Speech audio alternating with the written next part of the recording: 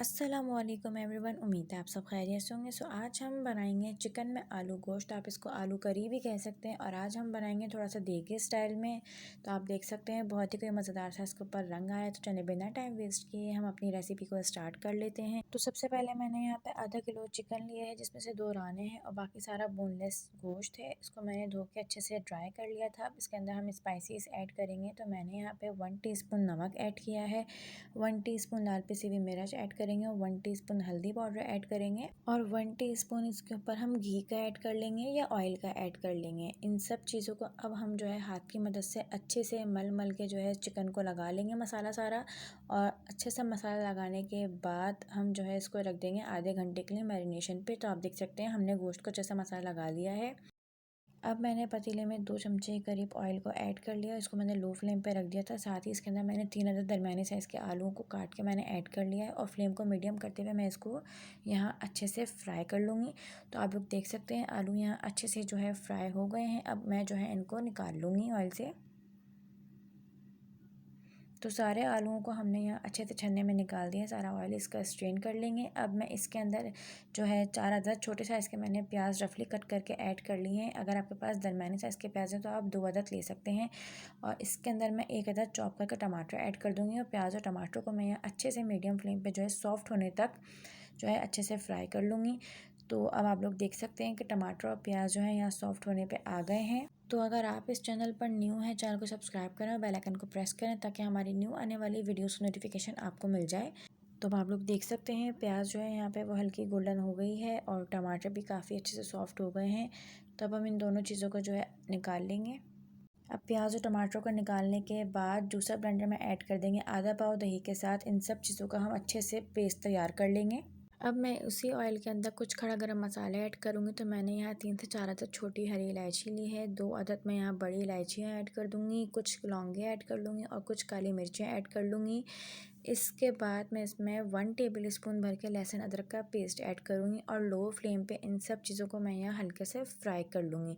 तो जब ये सब चीज़ें आपकी यहाँ अच्छे से फ्राई हो जाएंगी लो फ्लेम पे, तो अब हम इसके अंदर सारा मैरिनेट हुआ हुआ चिकन ऐड करेंगे और फ्लेम को बिल्कुल लो रख के हम चिकन ऐड करेंगे। फिर हम फ्लेम को मीडियम रखते हुए इस चिकन को इतना फ्राई करेंगे कि आपके इस चिकन का कलर जो है यहाँ अच्छे से वाइट हो जाए। तो अब आप लोग देख सकते हैं चिकन का कलर जो है यहाँ अच्छे से वाइट हो गया है। अब हम इसके अंदर बाकी के स्पाइसेस ऐड कर लेंगे। तो बाकी के स्पाइसेस के अंदर मैंने यहाँ पे 1/2 टीस्पून के करीब लाल पिसी हुई मिर्च ऐड करी है, 2 टेबल स्पून भर के मैं धनिया पाउडर ऐड कर लूँगी और 1.5 टेबल स्पून में यहाँ लाल कश्मीरी मिर्च ऐड कर दूँगी कलर के लिए। और बहुत थोड़ा सा मैं गरम मसाला पाउडर ऐड करूँगी और 1 टीस्पून नमक ऐड करूँगी। इन सब चीज़ों को मैं यहाँ अच्छे से जो है मिक्स कर लूँगी। चिकन के खौफनाक कलर पे जाने की ज़रूरत नहीं है। अब हम इसके अंदर जो है प्याज टमाटर और दही का जो है पेस्ट ऐड करेंगे। पेस्ट ऐड करने के बाद हम इसके अंदर थोड़ा सा पानी ऐड करेंगे।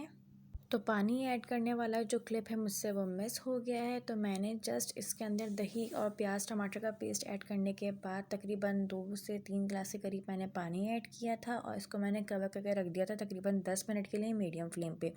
तो अब मैंने कवर हटाने के बाद इसके अंदर मैंने फ्राई हुए हुए आलू ऐड किए हैं और आलू ऐड करने के बाद मैं यहाँ इसको अच्छे से मिक्स करूँगी। अच्छे से मिक्स करने के बाद मैं इसको मीडियम फ्लेम पे कवर करके रख दूँगी तकरीबन 15 से 20 मिनट के लिए, ताकि जो आपके आलू में थोड़ा बहुत कच्चापन रहता है वो कम्प्लीटली जो है अच्छे से गल जाएं।